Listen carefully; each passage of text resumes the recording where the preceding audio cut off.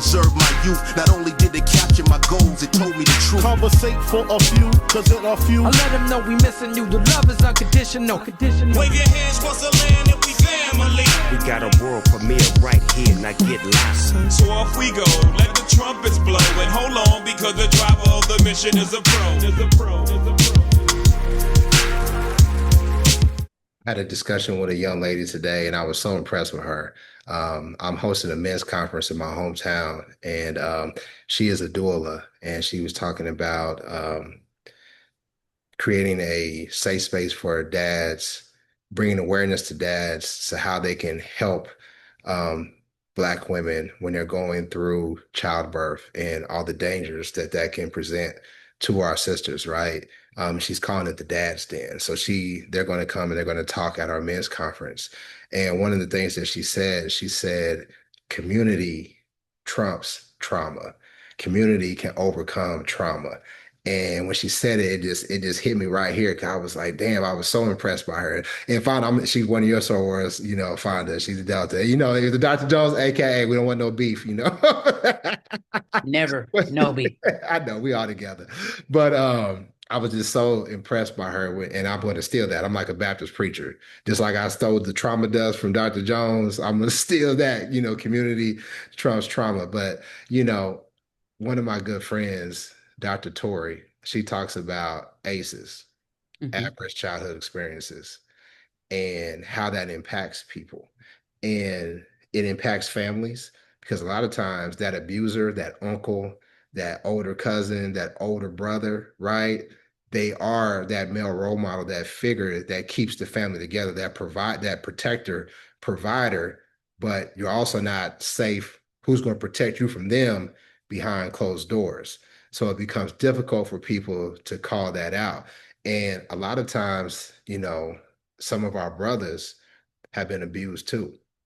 When we talk about how we look at Black women, I've opened up and shared how, kind of hard for me to talk about, but how I was a young man and an older woman took advantage of me, right?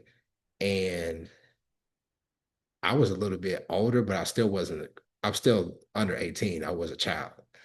But I know men who had it happen to them much younger. I'm talking about 10, 11, 12.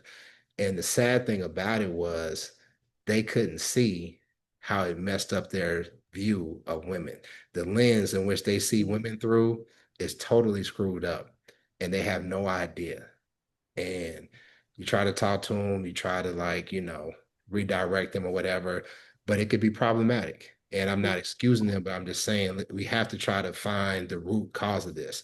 And the root cause of this is, like you said, it's white supremacy. It comes down to, when they couldn't abuse us and take advantage of us anymore, they took advantage of their children and stuff. And now we learning the shit, right? And that's just my personal belief. But that's what it I comes believe down that too, Marv. and we got to fix it. But they couldn't just go down to the slave house and get the woman. So damn it, let me get one of my daughters or whatever. That's how that happened. But anyway, let's move on to the next topic. I'm gonna ask this question. Hold on, let me bring it back up. All right, Joe from Philly. What are the opinions on why women stay so long in these situations? We kind of talked about this, but real briefly, how can we answer this question? I'm gonna mention what LaFonda said earlier, that the cycle of abuse is a very powerful and destructive cycle that is hard to break. It is so hard to break.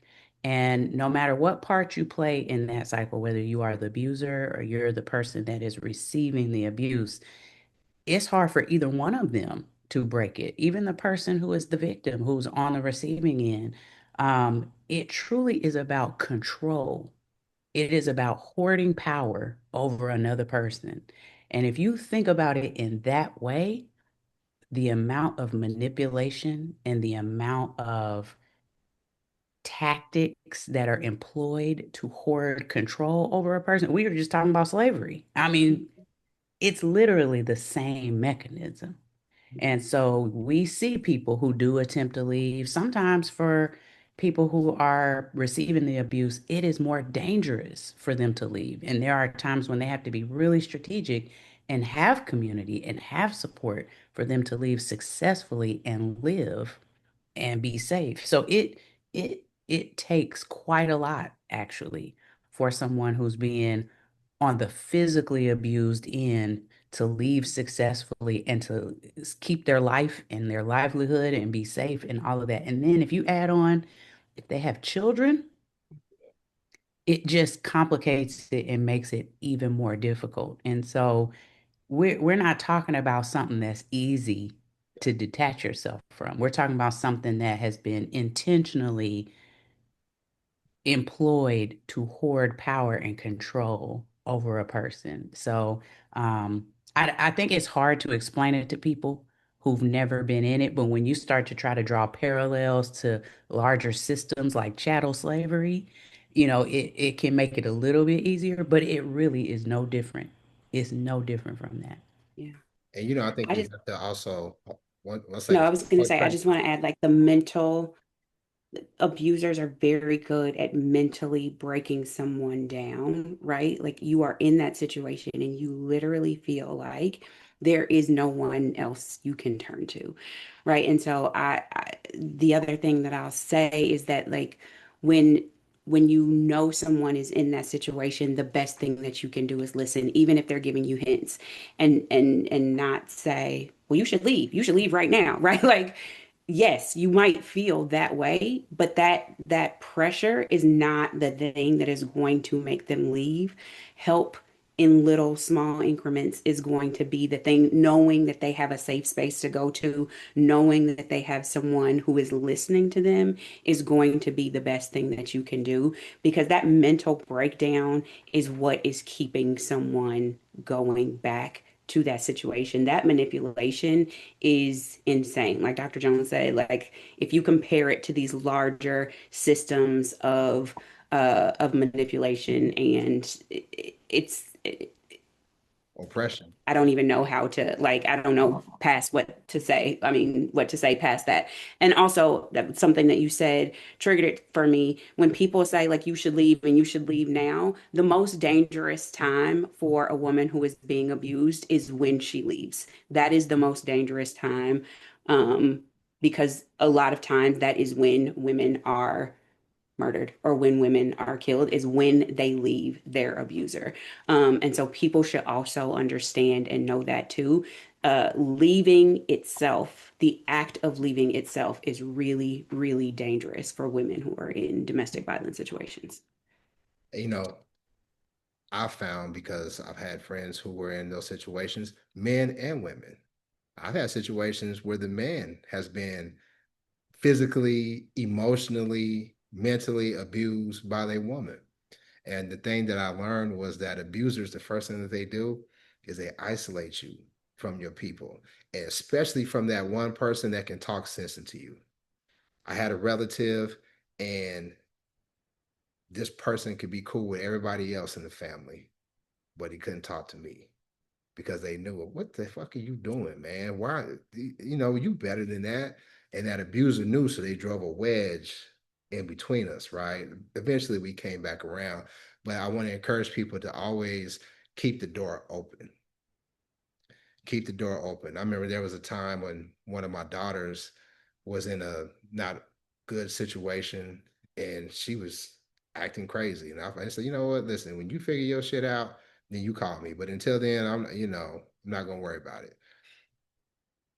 Couple months, few months later, we started a family group chat and she was added and she was like, I didn't think you wanted me in there. I was like, why not? You my baby.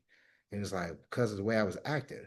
It's like, nah, you can always come home, but you ain't gonna be acting like you was acting while you were here. Right. So we got to keep that door open. And for me, all my children live in different cities, especially my daughters. So we bi-weekly FaceTime because I want to see you. I want to see you, see how you look. Why can't you get on camera? What's going on? Because if I got to come there, or if I got to send you money to get you here, like LaFonda said, that's what we're gonna do. But this stuff for people to think about. All right, last question. Let me bring this up. Whoever can answer. In what ways does the mental health system fall short in protecting and supporting Black women facing domestic violence, and how can those gaps be addressed? That's from Love from Dallas. Oh, Lord, our system Rapid is fire, rapid fire, Doc, rapid fire. our system is so trash. There's such a we need more therapists. We need more Black therapists. We do. I've been I saying thought I that. said that there's only like all the therapists, only 2% are Black men. And for Oh, yeah. somebody like me, I will go see a Black woman, right? But my therapist, haven't seen him in a long time, as a Black man. And there's been Mhm. plenty of situations, I'm sorry to cut you off, plenty of situations when we worked through something, and I sat there and I said, damn, I wouldn't have been able to do that with no white boy and no white girl. You know what I mean? I'm so glad I had you. I'm Mhm. telling you, and I've been saying that since we first started, having these talks, Marv, is that, and we're in the same situation. So, the system is broken because it wasn't built for us. I mean, none of these systems were built for us, but especially the mental health system. It was not built for Black people. It was certainly not built for Black women. Even when we are being trained as therapists, we are taught from a very white, oppressive Western lens. We are not taught to be ourselves with people. And Mhm. those are things we have to unlearn in the process after school and all of that. And so the system it's not prepared. It is not set up. That's what my dissertation was on, is how do therapists recognize racial trauma in their Black clients or in their clients of color? We can't, not unless we've had it, like most therapists have a very hard time or just don't address it at all.